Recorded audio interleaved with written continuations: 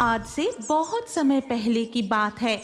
तब सुंदरबन के लोग नदी में मछली पकड़कर और खेती करके बड़े अच्छे से जीवन बिताते थे और जंगल के बाघ भी अपने ही इलाके में रहते थे।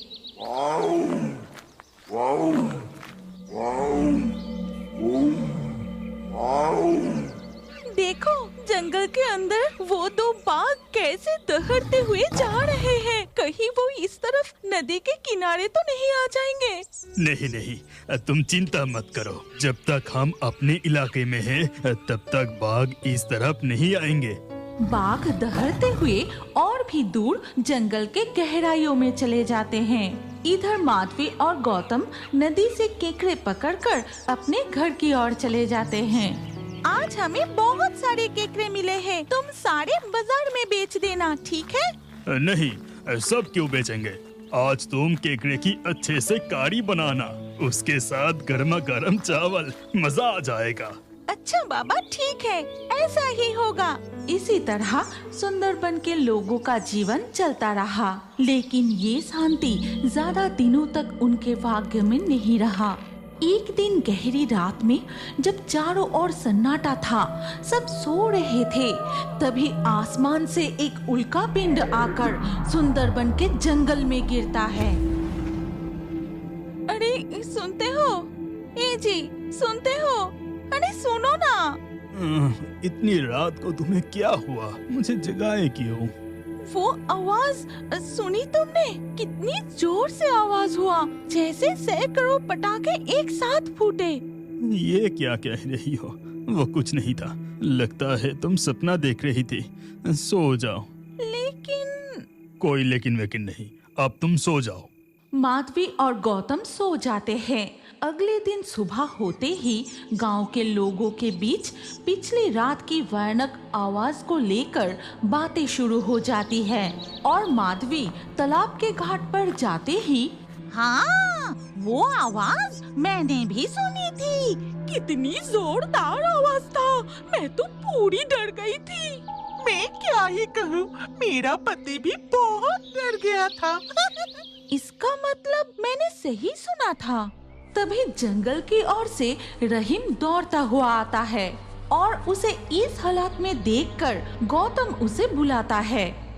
अरे ए रहीम भाई, इधर, मैं चाय की दुकान पर हूँ। हाँ हाँ, इधर आओ। फिर रहीम चाय की दुकान की तरफ जाता है। अरे हुआ क्या? ऐसे हाँफते हुए जंगल की तरफ से आ रहे हो? हे अल्लाह, सबकी रक्षा करो, सबकी रक्षा करो। अरे हुआ क्या? क्या तुमने भूत देखा? आज सुबह मैं गया था जंगल में शहद की तलाश में, जिस इलाके में बाघ रहते हैं उस तरफ। क्या कह रहे हो? तुम्हारी हिम्मत तो कम नहीं। फिर पूरी घटना बताने लगता है। बाघों की इस इलाके में कोई नहीं आता। यहाँ बहुत सारे मधुमक्खियों के छत्ते हैं। मैं थोड़ा उस तरफ जाके देखता हूँ। इतना कहकर रहीम थोड़ा आगे बढ़ते ही देखता है कि जंगल के अंदर से धुआं निकल रहा है। धुआं? यहाँ धुआं कैसे आ सकता है? आग के बिना धुआं नहीं आ सकता। जरा आगे जाकर देखता हूँ। रहीम धुआं देखकर आगे बढ़कर देखता है कि एक दो पेड़ जलकर उनमें से धुआं निकल रहा है और थोड़ी दूर पर दो बाघ पड़े हुए हैं। मैंने सोचा शायद वो दो बाघ सो रहे हैं, लेकिन नहीं, उनके शरीर में जान नहीं थी। फिर क्या हुआ? अरे कहो। मैंने देखा कि उस पत्थर से अचानक काले धुआं जैसा कुछ निकला, फिर एक बाघ के शरीर में घुस गया और देखा कि वो बाघ पहले जैसा नहीं रहा। उसका शरीर काला हो गया और फिर हिलने लगा। ये अजीब डरावना दृश्य देखकर मैं वहां से भाग आया। समझ गया, कल रात जो आवाज हुई थी वो और कुछ नहीं था। वो काले पत्थर शायद उल्का पिंड था और जंगल में गिरने की वजह से वो दो बाघ की जान चली गई। लेकिन तू जो कह रहा है वो तो हो ही नहीं सकता। मानो या ना मानो, मैंने जो देखा है वो 100% सच है। हे अल्लाह, तुम सुंदरबन की रक्षा करना। ये कहकर रहीम अपने घर की ओर चला जाता है। उधर वो अजीब काला बाघ जंगल के दूसरे बाघ के साथ लड़ाई शुरू कर देता है और बड़ी आसानी से रॉयल बंगाल टाइगर को हरा देता है।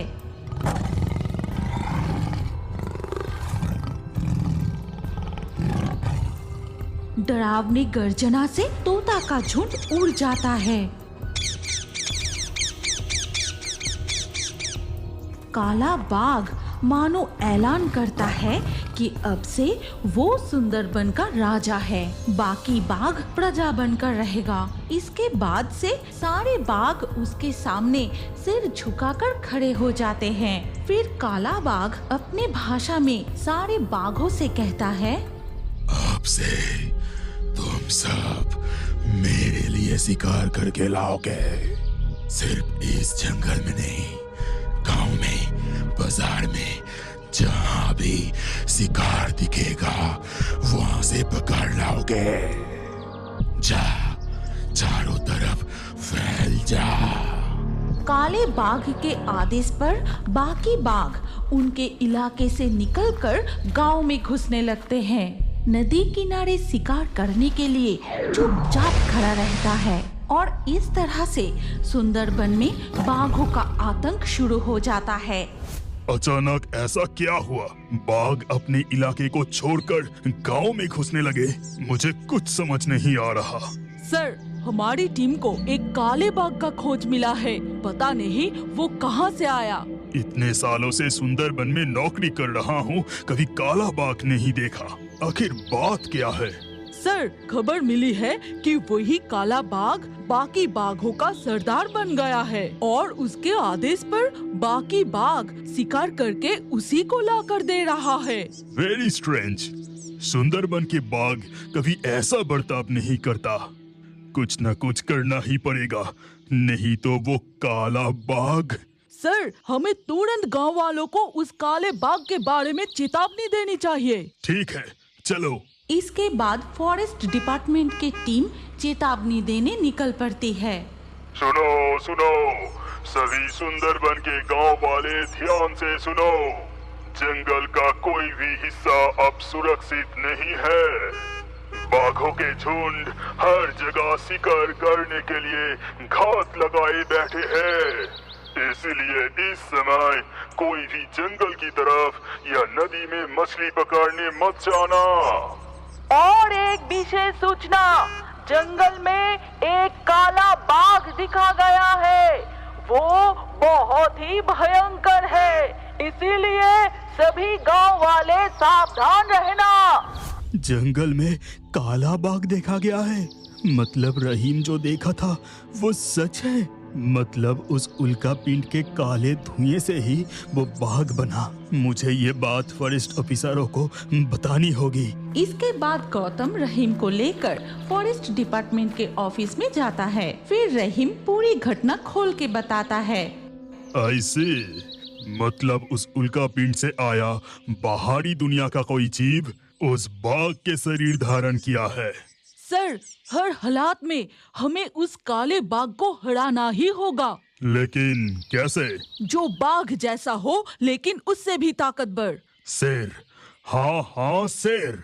सिर्फ शेर ही बाघ को हरा सकता है। सुनीता, ऊंची दफ्तर में खबर भेजो, सुंदरबन में शेर लाने की इंतजाम करो। ऑफिसर अविनाश के ऑर्डर पर सुनीता ट्रेनिंग दी गए 2 शेर को लाने का इंतजाम करता है। फिर वो 2 शेर को सुंदरबन के जंगल में छोड़ दिया जाता है और वो 2 शेर गंध सूंघते हुए सीधा पहुंच जाते हैं उस काले बाघ के पास। एक शेर उस काले बाघ के ऊपर झपट पड़ता है। शुरू होता है एक भयंकर युद्ध। शेर उस काले बाघ को हराने की बहुत कोशिश करता है।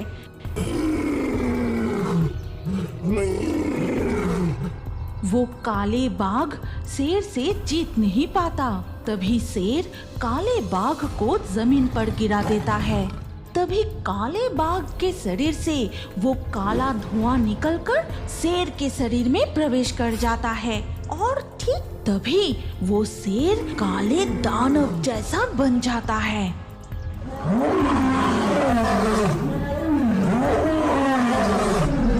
अब मैं बनूंगा इस सुंदरबन जंगल की राजा। इस जंगल की सभी रॉयल बंगाल टाइगर बनेगा मेरा प्रजा। अब मुझे कोई नहीं हरा सकता।